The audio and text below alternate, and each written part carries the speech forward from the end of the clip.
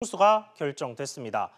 오늘 뉴스프리즘에서는 총수 지정 소식과 함께 한진 일가를 둘러싼 남은 논란과 의문점까지 종합적으로 짚어보겠습니다. 먼저 총수가 바뀐 대기업과 또 새로 상호 출자제한 대기업 집단에 이름을 올린 기업들, 어디가 있는지 정광윤 기자가 정리했습니다. 한진그룹과 LG, 두산그룹의 동일인이 변경됐습니다. 한진그룹은 고 조양호 전 회장에서 조원태 한진칼 회장으로, LG는 고 구본무 전 회장에서 구광모 회장으로 변경됐고, 두산은 고 박용군 명예회장에서 박정원 회장으로 바뀌었습니다. LG 구광모 회장과 두산 박정원 회장은 공정거래위원회가 지정한 첫 4세대 총수입니다. 현대차그룹은 정의선 수석 부회장으로 총수가 바뀔 것인지 관심을 모았지만 정몽구 회장이 자리를 지켰습니다.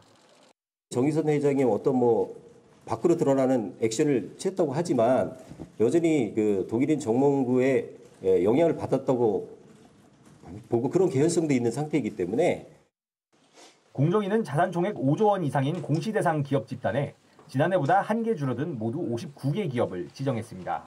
특히 자산 총액 10조 원이 넘는 상호 출자 제한 대기업 집단에는 HDC 현대산업개발과 IT 기업으로는 처음으로 카카오가 새로 이름을 올렸습니다. 카카오는 현물 출자와 주식 취득으로, HDC는 서울 춘천 고속도로 주식회사가 계열사로 편입되면서 자산이 10조 원을 돌파했습니다.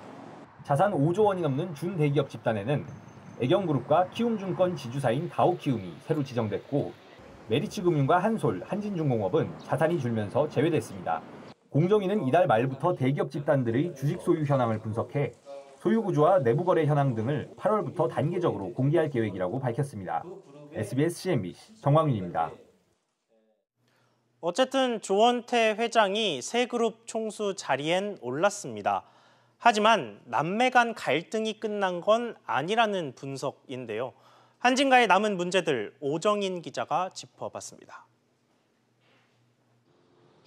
공정거래위원회의 동일인 지정은 지난 1987년 대기업 집단 정책 시행과 함께 시작됐습니다. 동일인, 그러니까 그룹의 총수를 지정해 총수 일가의 사익 편취와 일감 몰아주기 등 재벌 폐해를 규제한다는 취지입니다. 조원태 회장 처가 쪽이 지분을 보유한 자본금 1억 원의 회사가 포함된 것도 이 때문입니다. 동일인은 정량 정성 조건에 따라 지정됩니다. 이번 공정위의 판단에는 정성 조건인 지배적 영향력이 상당 부분 반영된 것으로 보입니다. 실제 지배력이 뭔지는 잘 모르겠지만 지분이 좀 다소 낮다고 하더라도 업무 집행과 관련된 주요 의사결정을 내릴 수 있는 자는 누구일까라는 측면에서 보면 지금 현 시점에서 보면 조원태 대표이사가 가장 가능성이 높다고 판단해서 하지만 앞으로 조원태 회장이 총수 역할을 순탄하게 이어갈지는 좀 더 지켜봐야 할 것으로 보입니다. 지주사 한진칼의 지분이 2.34%에 불과하기 때문입니다. 조양호 전 회장의 지분 17.84%를 남매 간 어떻게 나누어 상속하느냐가 향후 그룹 지배력의 관건이 될 수밖에 없는 이유입니다. 제가 알고 있는 범위 내에서는 처음 본 것 같아요. 아직 지금 상속도 어떻게 할지 결정하지 못한 거 아니에요? 그러면은 내년도에 동일인을 새로 또 지정해야 되겠죠. 우여곡절 끝에 조 회장이 동일인 그룹으로는 지정됐지만 안착에 성공하기까지는 아직 넘어야 할 산이 많아 보입니다. SBS CNBC 오정인입니다. 조원태 회장의 총수 지정 과정을 보면 다소 의문이 불거졌던 지점들이 있습니다. 취재기자와 이 부분 좀 더 자세히 짚어보겠습니다. 안지혜 기자 나와 있습니다. 자, 안 기자. 먼저 공정위가 조원태 회장을 총수로 지정하기 전날, 그러니까 어제 얘기인데 조원태 회장이 아니다. 뭐 이런 얘기가 나왔어요. 네, 그렇습니다. 오늘 공정위 발표를 앞두고 어제 저녁에 바로 그런 의혹이 불거졌는데요. 예. 한진칼 이사회가 지난달에 조원태 대한항공 사장을 대표이사로 결의를 했지만 회장으로 결의한 적은 없다. 뭐 이런 의혹이 나온 겁니다. 반면에 한진그룹은 아니다. 이사회가 조 대표이사를 회장으로 만장일치 결의했다라고 반박을 했습니다. 결론적으로 말하자면 공정위는 총수를 직권 지정하는데 이 회장 직함은 고려하지 않았는데요. 예. 실질적인 지배력이 판단 근거라고 밝혔습니다.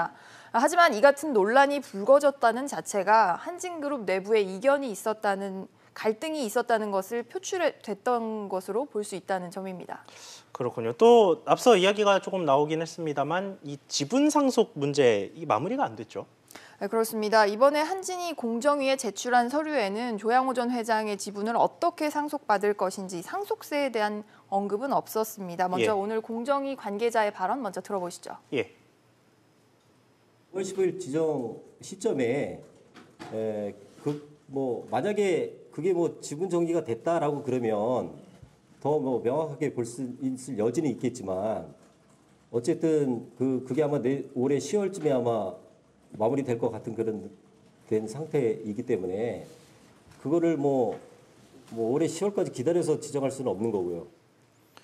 그렇군요. 근데 사실 앞으로 더 큰 관건은 이 상속세를 어떻게 내느냐 이 부분일 것 같은데 어떻습니까? 그렇습니다. 주식의 상속세는 주식의 시장 가치에다가 상속세율을 곱해서 산정을 하는데요. 주식의 시장 가치는 상속일 전후로 각 2개월간의 평균 종가를 토대로 정합니다. 그런데 지금 화면을 보시면 한진칼 주가가 지난달에 꽤 많이 올랐습니다. 다음 달까지 주가 향방을 더 지켜봐야 알겠지만 지금 같은 추세라면 조양호 전 회장의 한진칼 지분을 물려받는 데 들어갈 상속세는 2천억 원을 훌쩍 넘길 것으로 보입니다. 자, 그런데 상속세는 어떻게든 한다 쳐도 당장 3남매는 이 법적으로 동일한 양의 지분을 상속받게 될 텐데 이것도 문제 아닙니까? 네, 일부에서는 3남매 중에서는 조현아 전 대한항공 부사장이 그룹 내에서 가장 오래 사업 분야에 몸을 담았고 또 그래서 경영에 대한 애착이나 의지가 강할 것으로 그렇게 볼 거라는 해석이 나옵니다.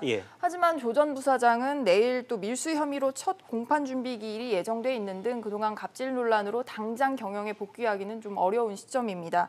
때문에 상속 문제 정리 과정에서 남매 간 합의를 하느냐 아니면 대결로 가느냐를 보면 이번에 확인된 경영권 갈등 불씨의 향방을 알 수 있을 것 같습니다. 그렇군요. 안 기자 잘 들었습니다. 다음 소식입니다. 올해 초 보험료를 올렸던 자동차 손해보험사들이 이달 말 또 보험료를 올립니다. 손해율이 악화됐다는 게 이유인데 서민들 부담이 더 커질 것으로 보입니다. 취재기자 연결해서 알아보겠습니다. 정지환 기자, 손보사들 손해율이 나빠졌다고 마른 소리 많이 해왔는데 결국은 보험료 인상으로 이어졌네요. 네, 업계 1위 업체인 삼성화재가 실적 발표회에서 6월 첫째 주 1.5% 수준으로 올리겠다고 밝혔습니다. 업계 1위가 보험료 인상을 공식적으로 밝힌 만큼 손보업계도 순차적으로 보험료를 올릴 것으로 보이는데요. 악사손해보험은 이번 달 말 자동차 보험료를 평균 1.4% 인상하고 KB손해보험도 다음 달 초에 1.4에서 1.5% 올립니다. 현대해상과 DB손해보험도 비슷한 수준으로 보험료를 올릴 것으로 알려졌습니다. 올해 초에 올려놓고 몇 달 안 돼서 또 보험료를 올린 건데 이렇게 빠르게 오르는 이유가 있습니까? 네, 대법원이 육체노동자의 일할 수 있는 나이를 60세에서 65세로 연장했는데요. 손보사들은 이에 따라 표준약관을 개정하면서 돌려줘야 할 보험금이 늘 것으로 예상된다며 보험료 인상은 불가피하다고 설명하고 있습니다. 지난달부터 추날법이 건강보험 급여 항목이 되면서 보험금 지급 기준이 되는 진료 수가가 크게 오른 것도 보험료 상승에 영향을 주었습니다. 올 1분기 손보사의 실적이 좋지 못한 점도 보험료 인상의 요인으로 꼽히는데요. 삼성화재의 올 1분기 당기순이익은 지난해 같은 기간과 비교해 20% 이상 감소한 2,308억 원을 기록했습니다. 하나손해보험의 1분기 당기순이익도 지난해 같은 기간과 비교해 절반 이상 감소한 101억 원으로 나타났습니다. 지금까지 SBS CNBC 정주환입니다. 금융위원회가 지난해 적발된 이건희 삼성그룹 회장 차명 계좌에 대해서 과징금을 부과하기로 했습니다. 취재기자 연결합니다. 엄하은 기자, 이 차명 계좌 논란 불거지고 꽤 시간이 지난 것 같은데 이게 언제 어떻게 적발됐는지 다시 한번 짚어보죠. 네, 금융위는 금융감독원이 지난 2017년 국감에서 논란이 된 차명 계좌를 점검하던 중 이건희 회장의 자본시장법상 보고의무 위반 혐의를 인지하였고 자금 흐름 분석 과정에서 차명 계좌를 적발했다고 밝혔습니다. 이 중 1993년 8월 12일 금융실명법 긴급명령 시행 이전에 개설된 계좌는 총 9개로 증권사들이 보유하고 있는데 긴급명령이 내려진 당시 금융자산 가액은 22억 4,900만 원입니다. 금융실명법에 따라 당시 금융자산 가액의 50%를 과징금으로 물리며 미납된 과징금에서 10%를 가산금으로 산정해 총 55%인 12억 3,700만 원이 계좌를 갖고 있었던 증권사에 부과될 예정입니다. 그런데 작년에도 이건희 회장 차명 계좌에 과징금이 부과된 적이 있었죠? 네, 지난 2008년 조준웅 삼성 특검은 1,199개에 달하는 이 회장의 차명 계좌를 적발했는데요. 금융실명제 적용 시점에 대한 기준이 정해지지 않아 10년이 지나도록 차명 계좌에 대한 과징금을 물리지 못하고 있었습니다.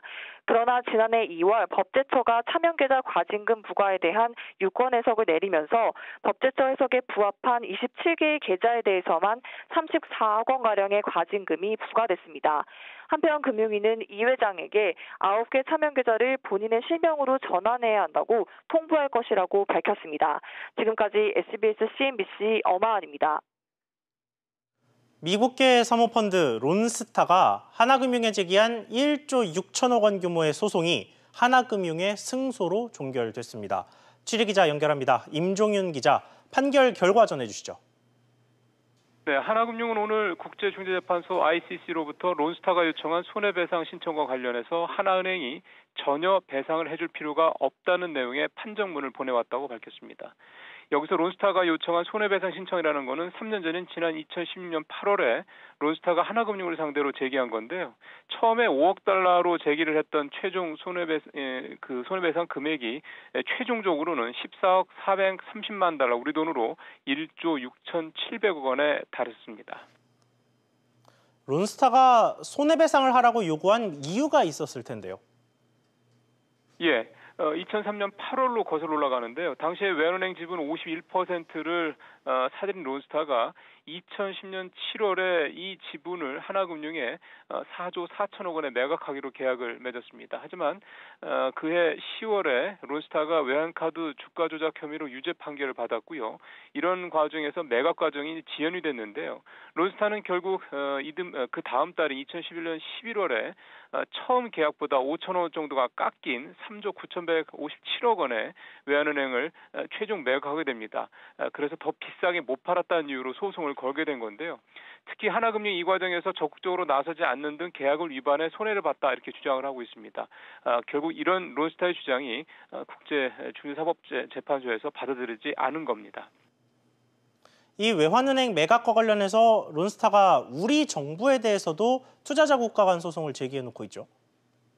네, 이번 소송은 론스타가 우리 정부와 기관 등을 상대로 낸 10여 건의 소송 가운데 하나였는데요. 론스타와 한국 정부의 소송 역시 외환은행 매각에 따른 손해배상인데요.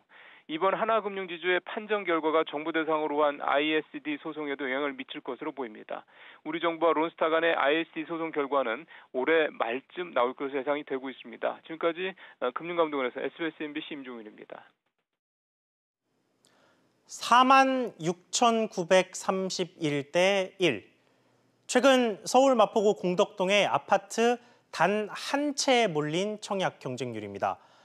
당첨 확률이 주말 골퍼가 홀인원을 기록할 확률인 4만 분의 1보다도 낮고 사람이 125살 넘게 살 확률이라는 10,000분의 1보다도 무려 4배나 낮습니다. 이 아파트는 지난 2017년 정부가 파리부동산 대책을 발표한 직후 분양을 진행했습니다. 당시 일반 분양 1순위 청약 경쟁률은 34대 1을 넘겨서 규제가 강화된 직후인 점을 감안했을 때 꽤 인기를 끌었다는 평을 받았습니다. 하지만 올해 이렇게 상상을 초월한 경쟁률이 나올 거라고는 아무도 예상하지 못했습니다. 왜 이렇게 많은 사람이 몰린 걸까요? 해당 아파트는 앞서 국토부의 당첨자 전수조사에서 부적격이 적발돼 계약이 취소된 물량으로 옵션을 포함한 총 분양가는 8억 8,200만 원가량 됩니다. 비슷한 면적의 인근 아파트 시세가 12억 원, 13억 원씩 하다 보니까 당첨만 되면 최소 5억 원이 넘는 차익을 얻을 수 있다는 계산이 나온 겁니다. 여기다 분양가가 9억 원 미만이라 대출도 40%까지 가능해서 5만 명 가까운 사람들이 몰려들게 된 겁니다. 하지만 아무리 대출이 가능해도 5억 3천만 원가량은, 그러니까 총 분양가의 60%가량은 현금으로 당장 가지고 있어야 한다는 건데, 이렇게 많은 사람들, 4만 명이 넘는 사람이 몰렸다는 건 그만큼 현금 부자가 많았다는 얘기겠죠. 물론 이번 청약에 몰려든 사람들 모두가 그렇지는 않겠지만 정부가 투기를 막는 규제를 만들지 않았다면 자금력을 바탕으로 시세 차익을 노린 사냥꾼, 투기꾼들이 넘쳐났을 겁니다. 집값이 어떻게 됐을지는 상상이 되시죠. 부동산을 규제하는 정부의 논리는 분명합니다. 공급은 한정돼 있고 또 돈 많은 사람들끼리 이른바 돈이 되는 시장에서 그들만의 경쟁을 벌이면 무주택 실수요자들은 링 밖으로 밀려날 수밖에 없는 상태라는 겁니다. 그러니 남은 돈으로 부동산 말고 피해자가 생기지 않는 다른 투자처를 택하라는 게 정부의 메시지인데 시장에는 여전히 부동산 투자 기회만 노리는 부자들이 이렇게나 많았다는 걸 이번 청약을 계기로 또다시 확인한 셈입니다. 앵커 리포트였습니다.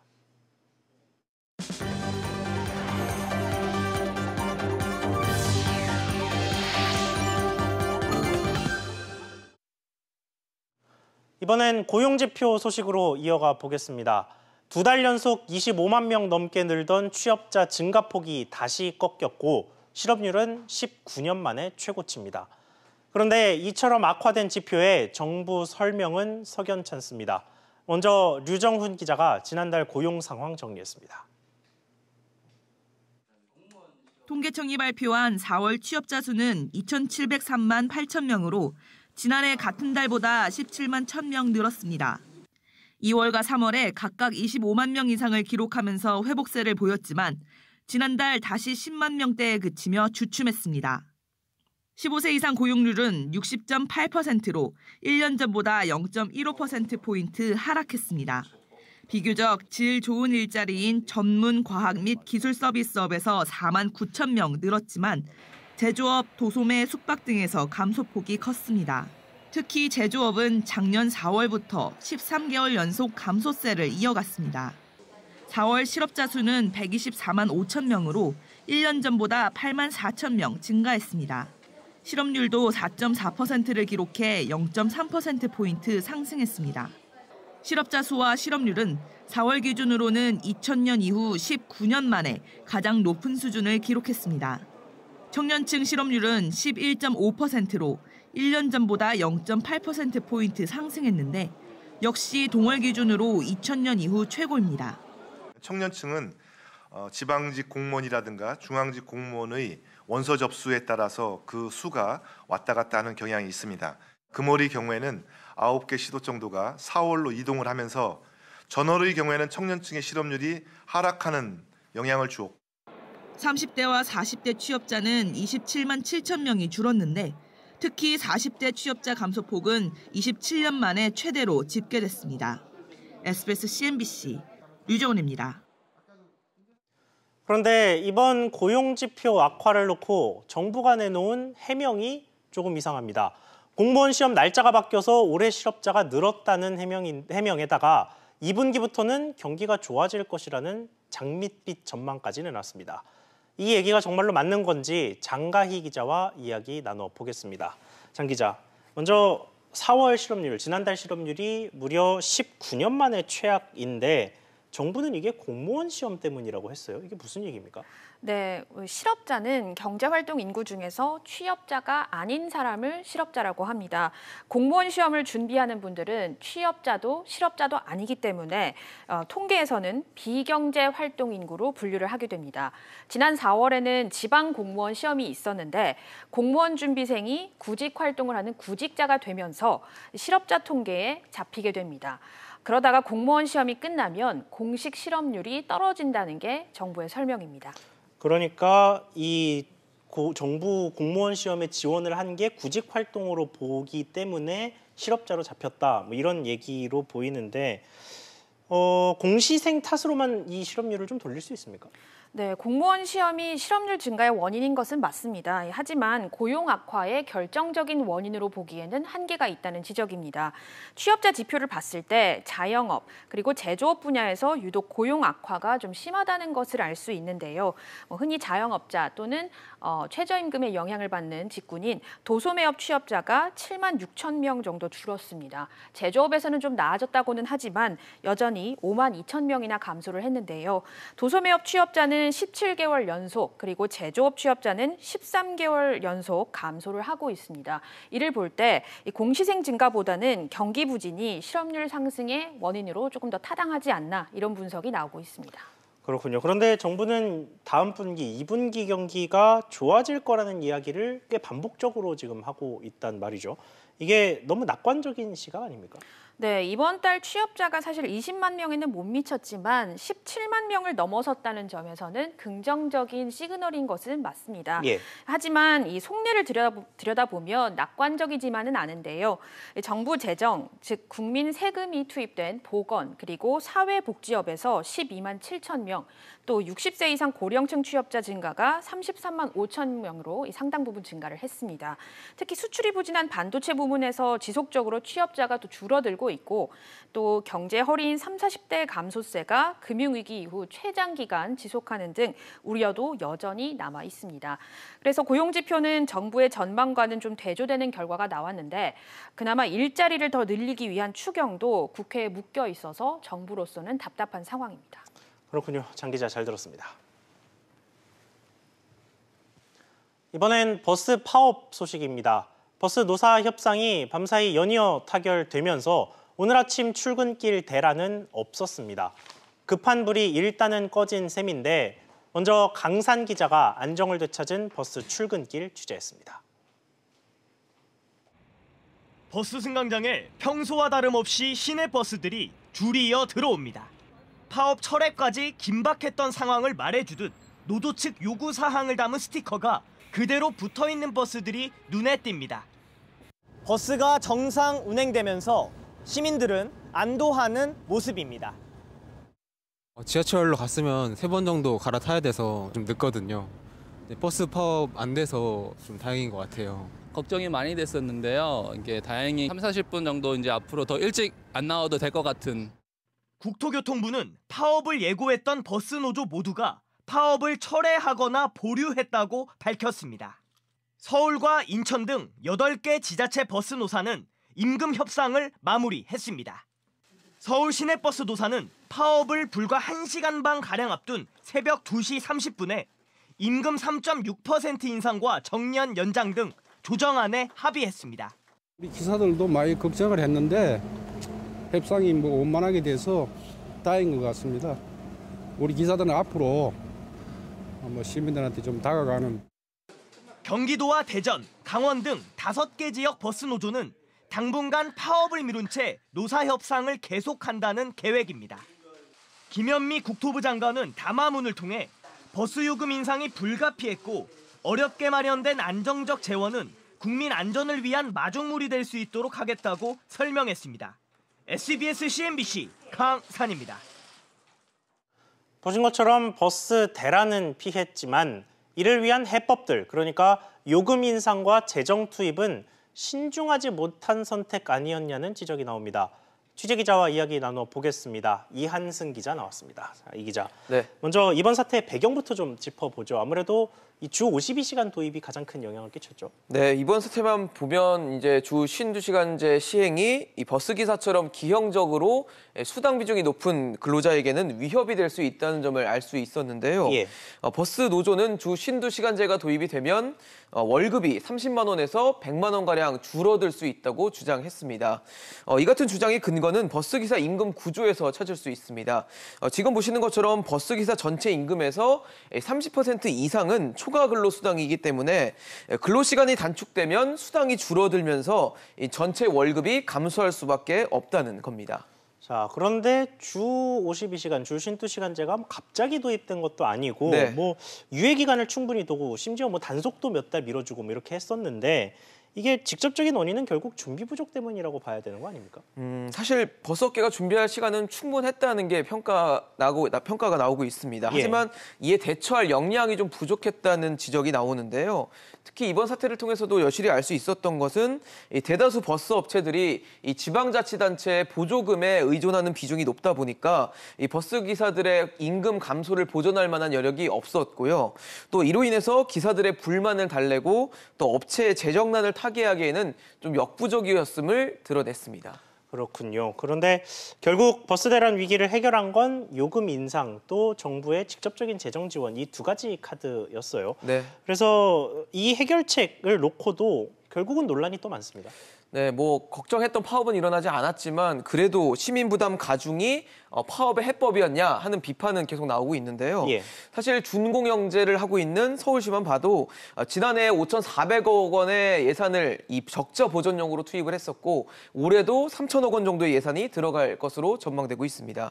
그런데 이 준공영제를 전체적으로 전국적으로 확대를 하려면 이 수천억 원이 넘는 막대한 예산이 필요해서 결국 혈세 논란이 더 커질 것이라는 전망이 나오고 있습니다. 게다가 홍남기 경제부총리가 M버스를 포함한 광역버스를 교통시설 특별회계를 통해서 지원할 수 있다라고 밝힌 점이 이 논란의 불씨를 댕기고 있습니다. 이 교통시설 특별회계, 이게 무슨 말인가요? 일반 회계와 달리 이 특별회계라는 것은요, 지출 목적이 명확하게 정해진 예산입니다. 예. 그래서 도로, 철도, 공항, 항만, 교통체계 관리 등 이 5개 분야에만 쓸 수 있는데요. 그런데 홍 부총리는 이 교통체계 관리 개정으로 이 버스를 지원할 수 있는지를 검토해보겠다는 의사를 밝힌 겁니다. 그렇게 되면 세금을 쏟아붓는 것은 물론이고요. 상황에 따라 특별회계를 조정하는 좋지 않은 선례를 남길 수 있다는 지적이 나오고 있는 겁니다. 그렇군요. 결국 어떻게 결정될지 좀 지켜봐야겠군요. 네. 이 기자 잘 들었습니다. 공공부문 비정규직의 정규직화 정책으로 인해 정규직으로 바뀐 노동자들의 평균 연봉이 390만 원 늘었습니다. 지난 2월에서 3월 사이 정규직으로 전환된 노동자 1,815명을 조사한 결과 절반 이상이 명절 상여금을 받게 됐다고 답했으며 정규직 전환 만족도는 5점 만점에 평균 3.93점이었습니다.